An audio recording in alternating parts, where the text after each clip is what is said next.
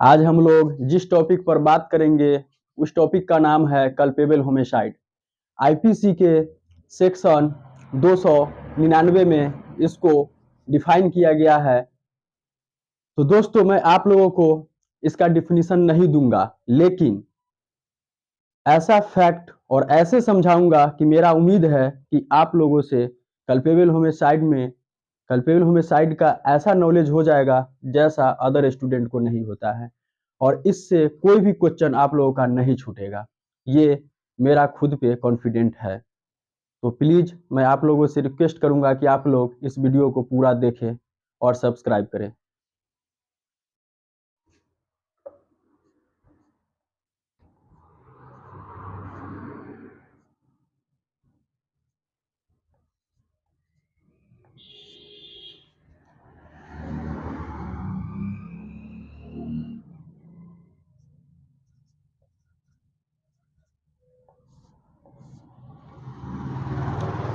दोस्तों तो हम लोग आज जानेंगे 7 ऐसा पॉइंट के बारे में जो ये 7 पॉइंट अपने आप में सबसे महत्वपूर्ण है, क्योंकि यह 7 पॉइंट आप कोई भी ऐसा कोई मर्डर हुआ है तो आपको देखना ये है कि ये 7 पॉइंट को अगर इसमें से कोई एक पॉइंट को अगर फुलफिल कर रहा है तो आप लोगों को समझना है कि वह मर्डर नहीं कल्पेबल होमिसाइड है। तो दोस्तों हर एक मर्डर कल्पेबल होमिसाइड हो सकता है, लेकिन हर कल्पेबल होमिसाइड मर्डर नहीं है। तो दोस्तों मैं आपको वह पॉइंट बताने जा रहा हूं, प्लीज आप लोग नोट करें उस पॉइंट को विथ एग्जांपल। पहला एग्जांपल है दोस्तों, पहले मैं आप लोगों को डिफिनीशन बता देता हूं। तो पहला ये हो, उसको प्रकोपन दिया गया हो, प्रकोपन दिया गया हो। तो दोस्तों अब आप लोगों को मैं एग्जांपल के द्वारा समझाता हूं। जैसे ए एक व्यक्ति है और एक व्यक्ति बी है। तो ए नाम की व्यक्ति बी को बार बार बाल खींच रहा है, बार बार उसको बाल खींच रहा है, परेशान कर रहा है, और वो उसको कुछ नहीं कर रहा है। फिर आवेश में आकर बी व्यक्ति ए की हत्या कर देता है। तो दोस्तों यह हत्या की कोटि में नहीं आकर यह कल्पेबल होमिसाइड की कोटि में आएगा। ओके, तो दूसरा पॉइंट है दोस्तों सेल्फ डिफेंस। सेल्फ डिफेंस के अधिकार का अतिक्रमण कोई कर दे तो हम कहेंगे कि वह कल्पेबल होमिसाइड किया है। दोस्तों सेल्फ डिफेंस का अतिक्रमण कैसे होगा, तो प्लीज आप लोग ध्यान से सुनिए। हर व्यक्ति को जीने का अधिकार है और अपनी रक्षा करने का अधिकार है। तो एक व्यक्ति ए नाम की व्यक्ति बी नाम के व्यक्ति को एक छोटा सा छड़ी से बार बार मार रहा है। तो दोस्तों इससे बी को गंभीर चोट कारित नहीं होगा, सिंपल चोट कारित हो सकता है, लेकिन बी ने ए की हत्या कर देता है। तो दोस्तों यह हत्या नहीं होगा, यह कल्पेबल होमिसाइड होगा। 2 पॉइंट दोस्तों हम लोग समझ चुके हैं। तीसरा पॉइंट दोस्तों हम लोग समझने का प्रयास करेंगे पब्लिक सर्वेंट। दोस्तों कोई पब्लिक सर्वेंट के द्वारा उसके अधिकार का गलत उपयोग किया जाता है तो हम कह सकते हैं कि वह मर्डर है। जैसे मैं एग्जाम्पल के द्वारा समझाता हूं दोस्तों, कोई पुलिस अफसर है, वह किसी व्यक्ति को कोई व्यक्ति है जो रोड पर 3 सवारी से बाइक पे 3 आदमी से बैठ के जा रहा है।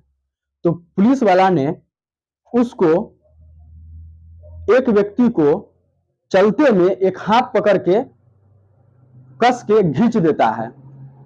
गाड़ी दोस्तों इतना स्पीड तो नहीं था, कहने का मतलब यह है कि 40 से 45 के स्पीड में गाड़ी था, बट पुलिस वाला ने हाथ धर के कस के खींच दिया, जिससे गिरने से उसकी मौत हो जाता है।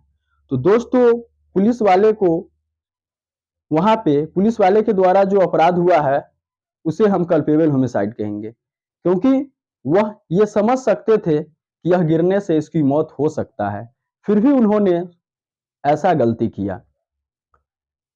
तो हम लोग दोस्तों 3 पॉइंट समझ चुके हैं।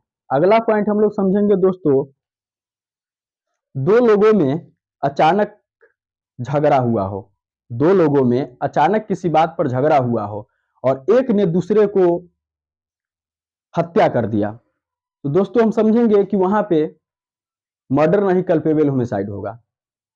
विथ एग्जाम्पल हम लोग समझने का प्रयास करेंगे दोस्तों। एक राम और एक श्याम है, तो राम और श्याम में बहस छिड़ जाती है। बहस किस मैटर पर छिड़ती है? तो बहस इस मैटर पर छिड़ती है दोस्तों कि राम बोल रहा है कि कांग्रेस का सरकार बहुत ही अच्छा था, श्याम बोल रहा है नहीं बीजेपी का सरकार अच्छा है। चाहे यहाँ कोई भी फैक्ट रख सकते हैं दोस्तों, लेकिन हम लोग समझने का प्रयास करेंगे। आप लोग फैक्ट को समझिए। किसी बात पर झगड़ा होता है, वो झगड़ा इतना वाइडर रूप धारण कर लेता है दोस्तों कि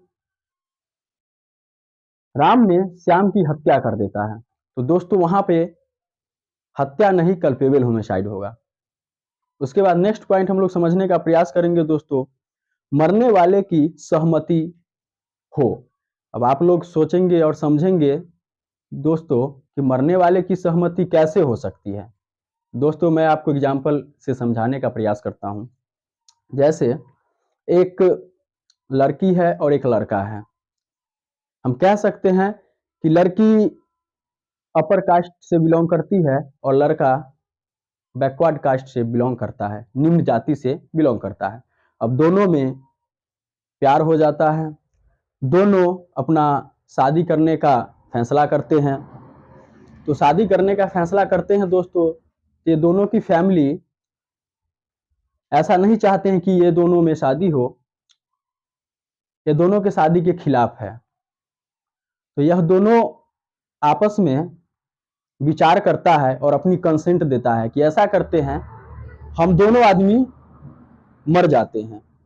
तो ए जो लड़की और लड़का दोनों मरने का प्लान बनाता है और मरने का तरीका कौन सा ढूंढता है दोस्तों, तो दोनों 2 मिठाई में जहर मिला के खा के मरने का प्लान करता है।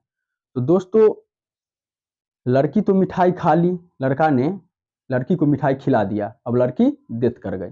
लेकिन दोस्तों जब लड़का मिठाई खाने ही वाला था कि बहुत सारा भीड़ इकट्ठा हो जाती है, और भीड़ इकट्ठा हो जाती है तो वहां पे लड़का मिठाई नहीं खा पाता है और वह बच जाता है, तो वह लड़का पर कल्पेबल होमिसाइड का केस चलेगा दोस्तों।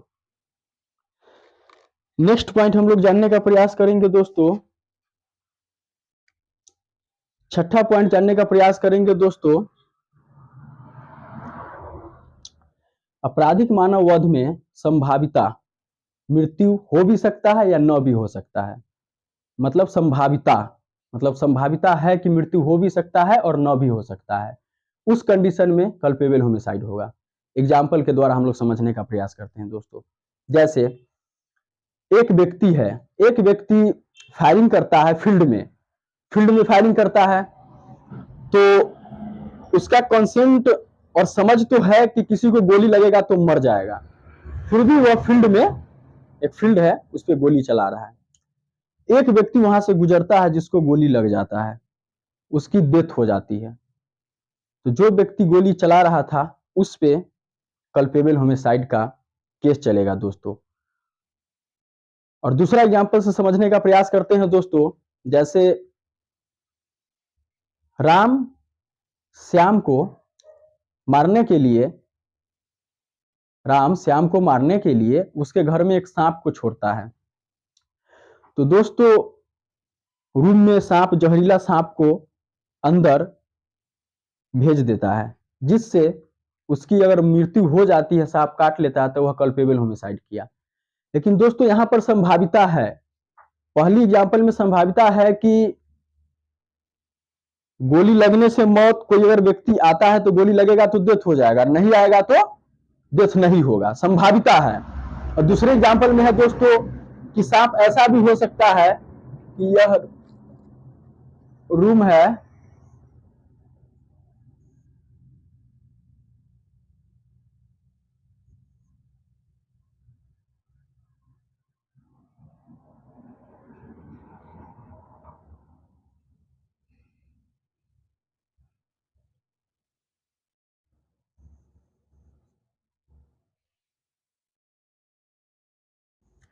दोस्तों।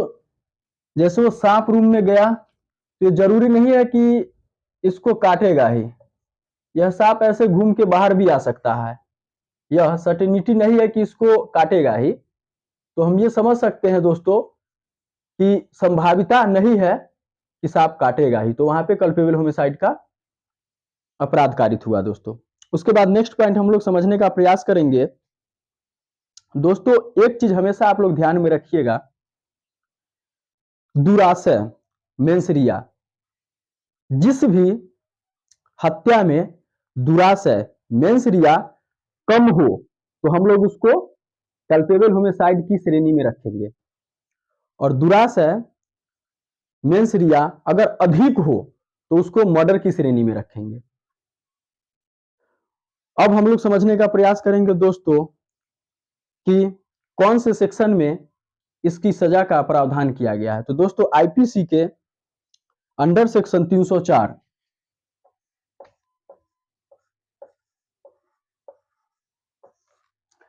आईपीसी के अंडर सेक्शन 304 में इसकी सजा निर्धारित किया गया है। तो दोस्तों सजा कितनी है तो वो लोग हम लोग जानेंगे। तो दोस्तों 10 साल से लेकर लाइफ इम्प्रिजमेंट आजीवन कारावास, कम से कम 10 साल और अधिक से अधिक आजीवन कारावास तक सजा हो सकती है दोस्त। और ये दोस्तों कॉग्निजेबल है। कॉग्निजेबल मतलब कि पुलिस बिना वारंट की अरेस्ट कर सकती है। नॉन बिलेबल है दोस्तों, ये ऑफेंस नॉन बिलेबल है, कॉग्निजेबल है, और यह इसका ट्रायल दोस्तों सेशन जज के यहां चलेगा। तो दोस्तों मैं उम्मीद करता हूं कि आप लोग बहुत ही अच्छे से समझे होइएगा। धन्यवाद।